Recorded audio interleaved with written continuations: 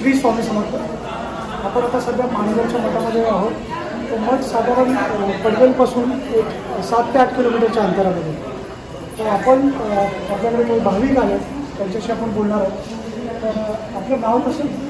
माझं नाव मी पनवेलचा मित्र. म्हणजे तसं अंतर पाहिलं तर फार जास्त आहे.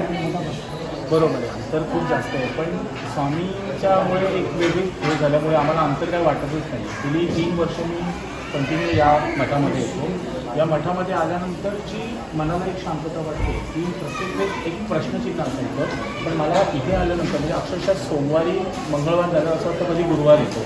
यापूर्वी कधी वाट नव्हती काही. आता असं वाटतं की सोमवार आलं की वाटतं वीकेंड होतं जातं, तर गुरुवार कधी येतं आणि कधी स्वामींकडे मठात जातो.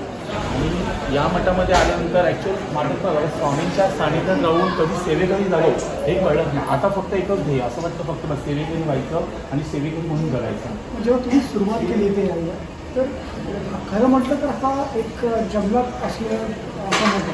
म्हणजे सर्वसाधारण हायवेपासून तुम्हाला कळणारही नाही की मग इतक्या आतमध्ये.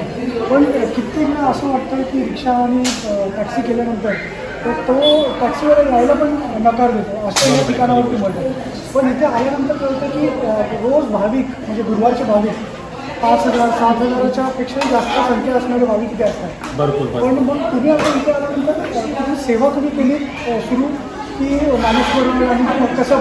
सुरुवातीला नामस्मरण करायचो, एकांत थांबायचो, स्वामींकडे बघून एक वेगवेगळी संकल्पना पण वाढवायची की चला मी जेव्हा बघितली इथे महाप्रसाद चालू केलेला, चला आपण पण त्यात सहभागी होऊया.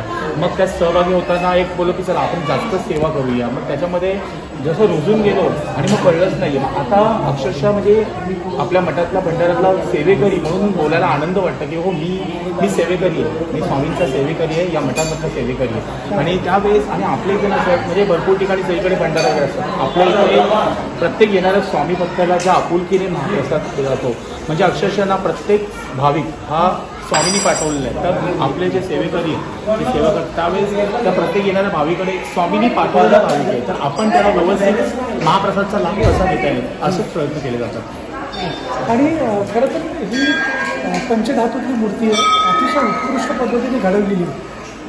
मला वाटतं मुंबईत असणाऱ्या प्रत्येक नागरिकांनी इथे येऊन एकदा दर्शन घ्यावंच, अशी उत्कृष्ट मूर्ती आहे. आणि मूर्ती पाहिल्यानंतर तल्लीन झाल्याशिवाय असा कोणी माणूस परत जाणार नाही.